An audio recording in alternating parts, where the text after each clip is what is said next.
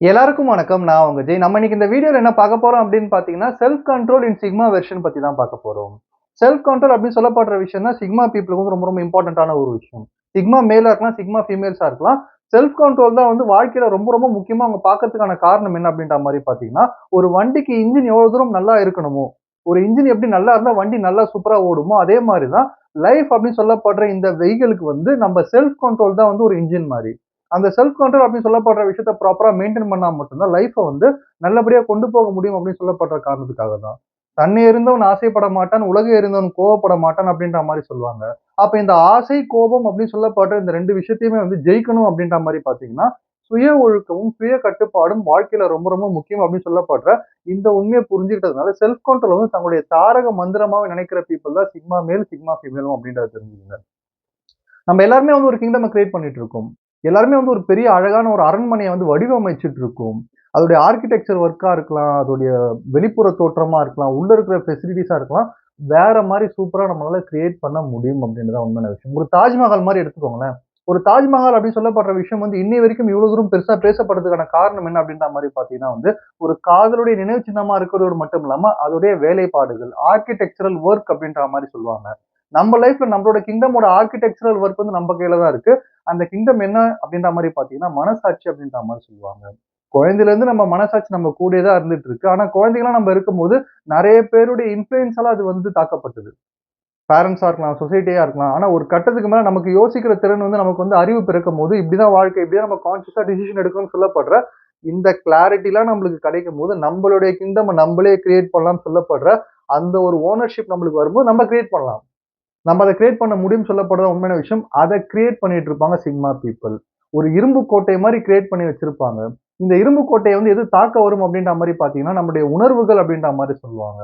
இந்த எமோஷன் அப்படின்னு சொல்லப்படுற விஷயம் ஒரு கட்டத்துக்கு மேல அதிகமாச்சு அப்படின்ற மாரி பார்த்தீங்கன்னா வந்து, அது வந்து கோபமா இருக்கலாம், குரோதமா இருக்கலாம், மோகம், லோபம், காமம் எந்த ஒரு உணர்வ நீங்க எடுத்துக்கிட்டாலுமே கூட சரி, அது கொஞ்சம் அதிகரிச்சு நம்மளுடைய கோட்டைய தாக்க ஆரம்பிச்சது அப்படின்ற மாரி பார்த்தீங்கன்னா, அந்த கோட்டைக்கு வெளியில செல்ஃப் கார்டா நிக்கிறது யார் அப்படின்ற மாரி பார்த்தீங்கன்னா, நம்முடைய செல்ஃப் கண்ட்ரோல் தான்.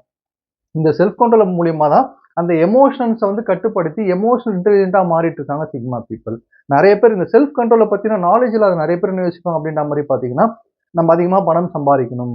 கஷ்டப்பட்டு பணம் சம்பாரிக்கணும். கஷ்டப்பட்டு ரிலேஷன்ஷிப்ப வந்து உருவாக்கணும். உருவாக்குன ரிலேஷன்ஷிப்ப காப்பாத்திக்கணும். கஷ்டப்பட்டு தான் நம்ம பேர் புகழ் அடையணும்னு சொல்லப்படுற இதெல்லாம் யோசிச்சுட்டு இருப்பாங்க. ஆனா உண்மை என்ன அப்படின்ற மாரி பார்த்தீங்கன்னா, நம்ம மனசாட்சின்னு சொல்லப்படுற இந்த எம்பரர ப்ராப்பரா கிளீனா பில்ட் பண்ணிட்டோம். நம்ம எமோஷன்ஸ்க்கு ஆப்போசிட்டா போர் செஞ்சு இத ஜெயிச்சுட்டோம் அப்படின்ற மாரி பார்த்தீங்கன்னா, பணம், பேர், புகழ், காதல் இது எதையுமே தேடி நம்ம போ தேவையில்ல. நம்மள தேடி இது எல்லாமே வரும் அப்படின்னு சொல்லப்படுற உண்மை வந்து சிக்மா பீப்பிளுக்கு தெளிவா தெரிஞ்சதுனால, அவங்களுடைய செல்ஃப் கண்ட்ரோல வச்சு இந்த எல்லாத்தையுமே வந்து சாதிச்சுட்டு இருக்காங்க. இத பத்தி தான் இன்னைக்கு இந்த வீடியோல டிஸ்கஸ் பண்ண போறோம். தேங்க்ஸ் பிரதர்ஸ் அண்ட் சிஸ்டர்ஸ் உங்களுடைய சப்போர்ட்க்கும், உங்க சஜஷன்ஸ்க்கும். இப்போ வீடியோக்குள்ள போயிரலாம். First of all sigma people அப்படின்னு சொல்லப்படுற பீப்பிள் வந்து தங்களுடைய இன்டெலிஜென்ஸ பேஸ் பண்ணி நெறைய விஷயங்கள சாதிக்கிறதா இருக்கிறதுனால, மேக்ஸிமம் அவங்க லைஃப்ல எல்லாத்தையுமே வந்து ஓரளவு சக்சஸ்ஃபுல்லா கொண்டு போயிட்டு இருக்க பீப்பிளா இருப்பாங்க. அது வந்து ஃபைனான்ஷியல் மேட்டரா இருக்கலாம், ரிலேஷன்ஷிப்பா இருக்கலாம், பெர்சனல், ப்ரொஃபஷனல் எதுவா இருந்தாலுமே மேக்ஸிமம் ஒரு சக்சஸ்ஃபுல்லான ஒரு லெவல்ல தான் அவங்க போயிட்டு இருப்பாங்க. இன்கேஸ் அவங்களுடைய ஏதோ ஒரு வாழ்க்கை லைஃப் ஏரியால வந்து கொஞ்சம் ஸ்ட்ரகிள் பண்றாங்கன்னா கூட, அத வந்து எப்படி கோப் அப் பண்ணி கொண்டு வரணும்னு அவங்களுக்கு தெரியும். அதுக்கான காரணம் அவங்க ஒரு இடத்துல மைண்ட ஃபிக்ஸ் பண்ணிட்டாங்க அப்படின்ற மாரி பார்த்தீங்கன்னா, அத அடைஞ்சே தீருவாங்க. அத அடையறதுக்கான வழி அவங்களுக்கு எல்லாமே கிளியரா தெரியும். இந்த ஒன் மைண்டட் ஃபோக்கஸ்ன்னு சொல்லுவாங்க. ஒரு நிலையா ஒரு விஷயத்த ஃபோக்கஸ் பண்ணி அடையறதுல வந்து சிக்மா பீப்பிள் ரொம்ப கில்லாடிகளா இருக்கிறதுனால, மைண்ட வெப்பனா பயன்படுத்துவாங்க. தங்களுடைய மைண்ட் தான் தங்களுடைய மிகப்பெரிய வெப்பன் தெரிஞ்சு வச்சிருக்கிறதுனால, அந்த மைண்ட பவர்ஃபுல்லா மாத்துறதுக்காக நெறைய செல்ஃப் கண்ட்ரோல் டாக்டிக்ஸ்லாம் யூஸ் பண்ணிட்டு இருப்பாங்க. அப்படி யூஸ் பண்ற ஃபர்ஸ்ட் செல்ஃப் கண்ட்ரோல வளர்த்துக்கிறதுக்கான டாக்டிக்ஸ் என்ன அப்படின்ற மாரி பார்த்தீங்கன்னா, சிக்மா ரீட் அ லாட் அப்படின்ற மாரி சொல்லுவோம். சிக்மாக்கு வந்து அதிகமான சிக்மா கேட்டகரில வர பீப்பிளுக்கு வந்து அதிகமா படிச்சுட்டே இருக்கணும். நெறைய புத்தகம் வாசிக்கிறதுன்னு சொல்லப்படுற விஷயம் ரொம்ப புடிச்சதா இருக்கிற ஒரு பீப்பிளா அவங்க இருப்பாங்க. அறிஞர் அண்ணாவ பத்தி நம்ம எல்லாருக்குமே தெரியும். இரும்பு நெஞ்சம் கொண்டவர். எதுக்குமே அசராத ஒரு நெஞ்சம் கொண்டவர் அப்படின்ற மாரி சொல்லுவாங்க. எதையும் தாங்கும் இதயம் அப்படின்ற மாரி அறிஞர் அண்ணாவ சொல்லுவாங்க. அதுக்கான காரணம் என்ன அப்படின்ற மாரி பார்த்தீங்கன்னா, அவருடைய புத்தகம் வாசிக்கிற அந்த பழக்கம் அப்படின்ற மாரி சொல்லுவாங்க. அவர் அவ்ளோ புத்தகம் வாசிச்சிருக்காரு. அந்த மாரியான ஒரு தலைவனா இருந்திருக்காரு அப்படின்ற மாரி சொல்லுவாங்க. அதுக்கான காரணம் எக்கச்சக்க புத்தகங்கள் வாசிச்சதுனால. டாக்டர் கலைஞர் அவர்கள வந்து அரசியல் சாணக்கியர் அப்படின்ற மாரி சொல்லுவாங்க. இது வந்து சாதாரணமான ஒரு பேர் கிடையாது. சாணக்யா அப்படின்னு சொல்லப்படுறவர் வந்து ஒரு ஒரு நாட்டுடைய அரச வந்து எப்படி ஆளணும், என்ன மாரி கட்டமைக்கணும்னு சொல்லப்படுற மேனேஜ்மென்ட் டூல்ஸ்ன்னு சொல்லுவாங்க அத. மேனேஜ்மென்ட் எப்படி வந்து மேனேஜ் பண்ணணும்னு சொல்லப்படுற விஷயத்த வந்து உருவாக்குன பர்சன் சாணக்கியா. அர்த்த சாஸ்திரா அப்படின்னு சொல்லப்படுற இந்த புத்தகத்துல வந்து அந்த அளவு வந்து ஒரு ஒரு நாட்டை எப்படி ஒரு எம்பையர் வந்து கட்டி ஆளணும், ஒரு எம்பையர் வந்து அவனோட செல்ஃப் டிசிப்ளின் எப்படி வச்சுக்கணும்னு சொல்லப்படுற எல்லாத்தையுமே கிளீனா குடுத்தவரு. அது மட்டும் இல்லாம வாழ்க்கையில ஒரு பெர்சன் வந்து தந்திரமா எப்படி ஜெயிக்கிறது அப்படின்னு சொல்லப்படுற விஷயத்தையுமே வந்து அதாவது நேர் வழியில தந்திரமா எப்படி ஜெயிக்கிறதுன்னு சொல்லப்படுற விஷயத்தையும் சொல்லிக் குடுத்திருக்காரு. சோ அந்த சாணக்கியான்ற பட்டத்த வந்து நம்ம டாக்டர் கலைஞருக்கு குடுக்குறாங்க அப்படின்ற மாரி பார்த்தீங்கன்னா, அதுக்கு காரணமும் கலைஞருடைய புத்தகம் வாசிக்கிற அந்த பழக்கம் தான். அப்ப நெறைய படிக்கிற நல்லா பார்த்தீங்கன்னா, நெறைய படிக்கிற பீப்பிள்லாம் பார்த்தீங்கன்னா, அந்த லெவல்ல தான் இருப்பாங்க. நெறைய புக் வாசிக்கிற பீப்பிள் வந்து அவங்களோட லெவல வந்து பெருசாக்கிட்டு தான் போவாங்க. அதனால தான் சிக்மா பீப்பிள் அவங்களுடைய லெவல பெருசாக்கிட்டே இருக்காங்க. அதுக்கான காரணம் புத்தகம் வாசிக்கிறது அதிகமா இருந்தது அப்படின்ற மாரி பார்த்தீங்கன்னா, மைண்ட் கண்ட்ரோலா இருக்கும் அப்படின்ற மாரி சொல்லுவாங்க. செல்ஃப் கண்ட்ரோலோட ஒன் ஆஃப் த இம்பார்ட்டன்டான டூல் என்ன அப்படின்ற மாரி பார்த்தீங்கன்னா, அதிகமா புத்தகம் வாசிக்கிறது.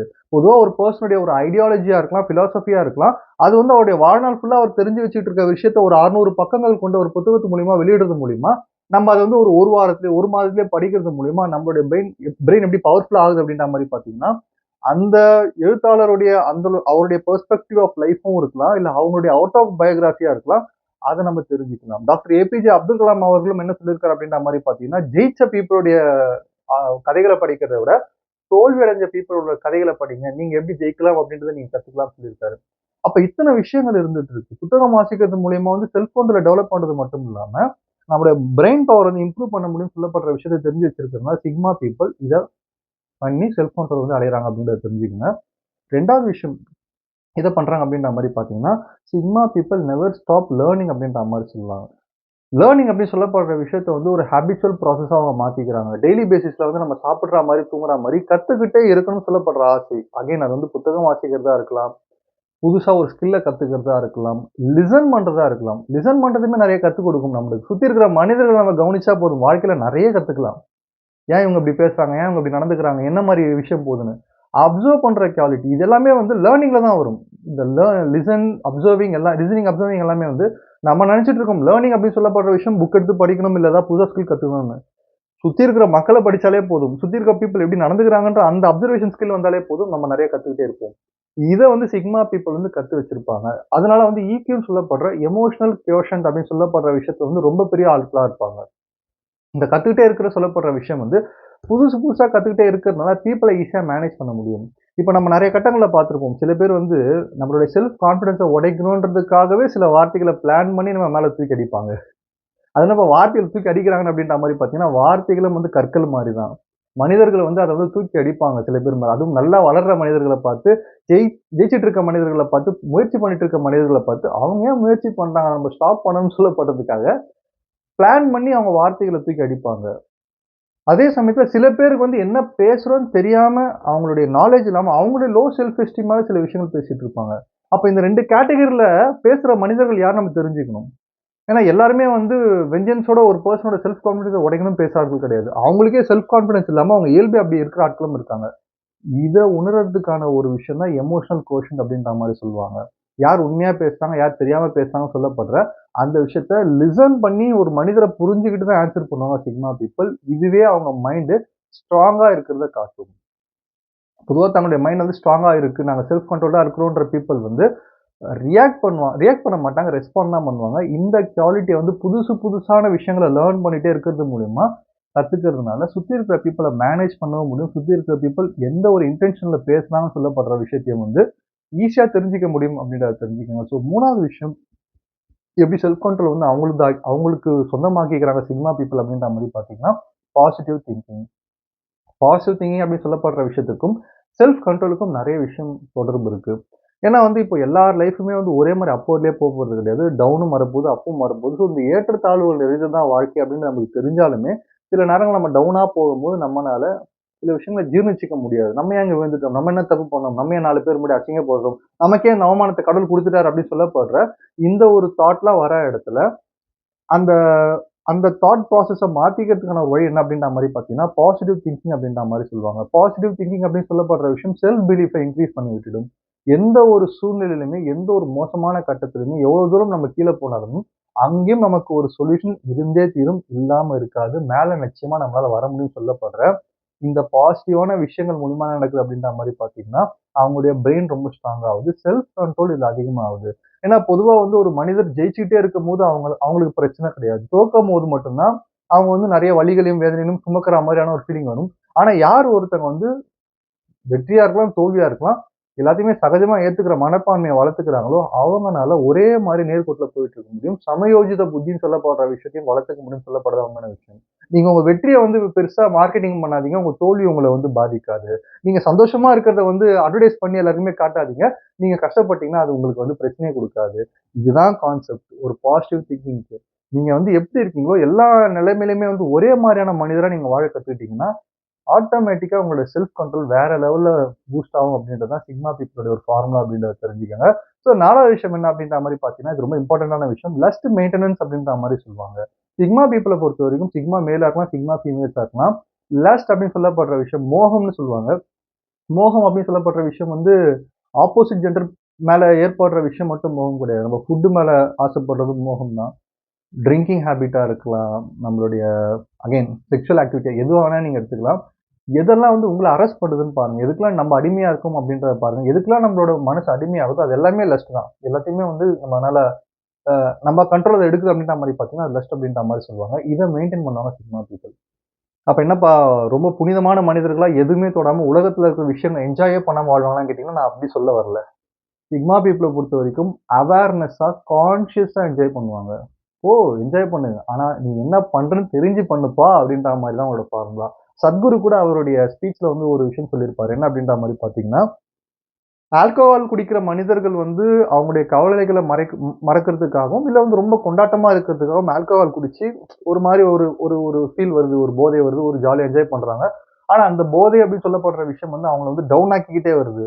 அவங்களுடைய அந்த பிரெயின் திங்கிங்கா இருக்கலாம், அவங்களுடைய ஹெல்த்தா இருக்கலாம், டிட்ராய்ட் பண்ணிட்டே வந்துட்டு இருக்கு அப்படின்ற மாரி சொல்றாரு. அதே மாரி மெடிடேஷன்னு சொல்லப்படுற விஷயம் இருக்கு. தியானம் சொல்லப்படுற விஷயத்த வந்து அளவுக்கு அதிகமா வந்து அனுபவிக்கிறவங்களுக்கு மட்டுமே அதோடைய சுகம் தெரியும். அதோடைய போதை தெரியும். அத பண்ண இந்த ஆல்கஹால் குடுக்குற அந்த ஒரு ஹாப்பினஸ விட பயங்கரமான ஹாப்பினஸ் தியானத்துல இருக்கு. அந்த தியானம் பண்ணி அந்த ஹாப்பினஸ அந்த போதைய அனுபவிக்கிறவங்க வந்து தெளிவாயிட்டே போவாங்க. விழிப்புணர்வு அடைஞ்சுட்டே மேல அப்பர்ல போவாங்க. மது போதை வந்து டவுன்ல ஒரு பெர்சன கொண்டு போகும். தியானம் அப்படின்னு சொல்லப்படுற விஷயம் ஒரு பெர்சன அப்பர்ல கொண்டு போகும். ஆனா, அது அவங்களுக்கு போதையும் குடுக்கும். ஒரு தெளிவான ஒரு போதைய குடுக்கும் அப்படின்ற மாரி சொல்றாங்க. ஒரு ஹாப்பினஸ், ஒரு சந்தோஷம், ஒரு விஷயத்த சாதிச்ச மாரியான ஒரு உணர்வ வந்து மெடிடேஷன் குடுக்கும் அப்படின்ற மாரி சொல்லுவாங்க. இந்த விழிப்புணர்வு கிடைச்ச மனிதர்கள் என்ன பண்ணுவாங்க அப்படின்ற மாரி பார்த்தீங்கன்னா, உலக சுகங்கள வந்து ஃபுல்லா கட்டுப்படுத்தாம எல்லாத்துலயுமே இருப்பாங்க. அது வந்து ட்ரிங்கிங்கா இருக்கலாம், சுத்துறதா இருக்கலாம், சாப்பாடு எல்லாமே இருக்காங்களா. ஆனா, அது எப்ப ஆரம்பிக்கணும், எப்ப நிறுத்தணும்னு சொல்லப்படுற அந்த பிரேக் அவங்க கிட்ட இருக்கும். நம்ம எவ்வளவு தூரம் விளையாடணும் சூப்பரான்றது முக்கியம் கிடையாது. எப்போ நிறுத்தணும்ன்றது தான் முக்கியம்ன்ற மாரி, எனக்கு இது போதும். இதுக்கு மேல நான் வந்து போனேன்னா, காலி ஆயிருவேன். அது குடியா இருக்கலாம், கேர்ல்ஸா இருக்கலாம், எதுவா வேணா எந்த ஒரு விஷயமா வேணா இருக்கலாம் லைஃப்ல. நமக்கு எதெல்லாம் ப்ளஷர் குடுக்குதுன்னு நெனைக்கிறோமோ, ஃபுட்டு, நம்ம பார்க்குற சோசியல் மீடியா எல்லாம் எது வேணா நீங்க எக்ஸாம்பிள் எடுத்துக்கோங்க. எல்லாத்தையுமே எனக்கு இது போதும். நான் இங்க நிறுத்துறேன்னு சொல்லப்படுற டிசிப்ளின வந்து நீங்க வளர்த்துக்கிறதுக்கு லெஸ் மெயின்டனன்ஸ்ன்னு சொல்லப்படுற விஷயம் தேவை.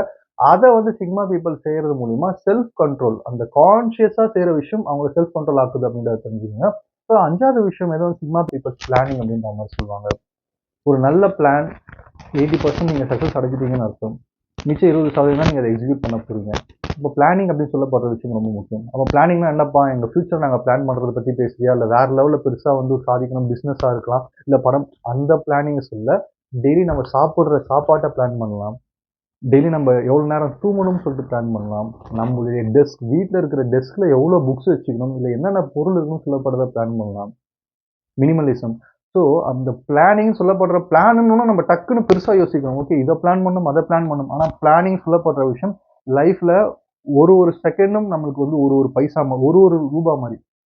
அவ்வளோ இம்பார்ட்டன்ட்டான ஒரு விஷயம் டைம்ன்றது. அந்த டைம பிளான் பண்ணா மட்டும் தான் நம்மளால வந்து நம்ம லைஃப்ப டீசென்ட்டா வாழ முடியும். பெரிய சக்சஸ்ஃபுல்லா விட்டுடுங்க. டீசென்ட்டா வாழ முடியும். ஸோ இந்த விஷயத்த சிக்மா பீப்பிள் தெளிவா புரிஞ்சு வச்சிருக்கிறதுனால, அவங்க டேவ மட்டும் இல்லாம, ஒரு ஒரு ஹவருக்கும் ஒரு ஒரு சின்ன சின்ன பிளான் வச்சுப்பாங்க. ஓகே நான் இவ்வளோ தூரம் நான் என்டர்டெயின்மென்ட் அனுபவிச்சுக்கலாம். இவ்வளோ தூரம் நான் படிக்கலாம். இவ்வளோ நேரம் வந்து கொஞ்சம் எக்சர்சைஸ் பண்ணலாம். இவ்வளோ நாள் நான் கொஞ்ச நேரம் வந்து கொஞ்சம் சாலிட் பிராக்டிஸ் பண்ணலாம். இவ்வளோ நேரம் ஃப்ரெண்ட்ஸ் கூட வெளிய சுத்தலாம். ஸோ எல்லாத்தையுமே பிளான் பண்ணி பண்ணிட்டு இருக்கிறதுனால, அவங்க லைஃப் வந்து ஒரு ப்ராக்ரசிவா போகுது. அவங்க கண்ணு முன்னாடியே தெரியுது. அவங்களோட ப்ராக்ரஸ் அவங்க கண்ணு முன்னாடியே தெரியுது. ஓகே நான் இதெல்லாம் பண்ணிட்டேன். நான் இத அனுபவிச்சுக்கலாம். ஸோ இவ்வளோ விஷயம் நான் ஹார்ட் ஒர்க் பண்ணியிருக்கேன். ஸோ இன்னைக்கு நான் 2 டேஸ் நான் ரெஸ்ட் எடுத்துக்கலாம்னு சொல்லப்படுறேன். இந்த ப்ராக்ரசிவ் மைண்ட் செட் இருக்கிறதுனாலயே, அவங்க லைஃப் அவங்க கண்ட்ரோல்ல இருக்கிற மாரியான ஒரு ஃபீல் அவங்களுக்குள்ள எப்பயுமே இருந்துட்டு இருக்கும். அதுக்கான காரணம் அவங்களுடைய பிளானிங் தான். ஈவன் சண்டேஸ கூட பிளான் பண்ணுவாங்க. லீவ் நாள் தானே எப்படின்னா இருக்கலாம், அப்படின்னா இப்போ ஒரு தூங்கலாம்னு சொல்லிட்டு கண்ட மேனிக்கு இல்லாம அதுக்கும் ஓகே இவ்வளவு நேரம் தான் நம்ம தூங்கணும், இவ்வளவு நேரம் தான் நம்ம இவ்வளவுதான் சாப்பிடணும், இதுதான் சாப்பிடணும்னு சொல்லப்படுற இந்த தெளிவான ஒரு ப்ளூ பிரிண்ட்னு சொல்லலாம். அந்த வச்சு வாழ்றதுனால ஆட்டோமேட்டிக்கா அவங்க கண்ட்ரோல் அவங்களுக்குள்ள இருந்துட்டு இருக்கு. கண்ட்ரோல் ரொம்ப முக்கியம் தெரிஞ்சதுனால சிக்மா பீப்புள் அதை ப்ராக்டிஸ் பண்றாங்க. அதை நீங்களும் உங்க லைஃப்ல ப்ராக்டிஸ் பண்ணி உங்க லைஃப்ல நீங்களும் வந்து ஒரு உயர்ந்த நிலை அடையுங்கன்னு சொல்லி இந்த வீடியோ முடிக்கிறேன். நன்றி, வணக்கம்.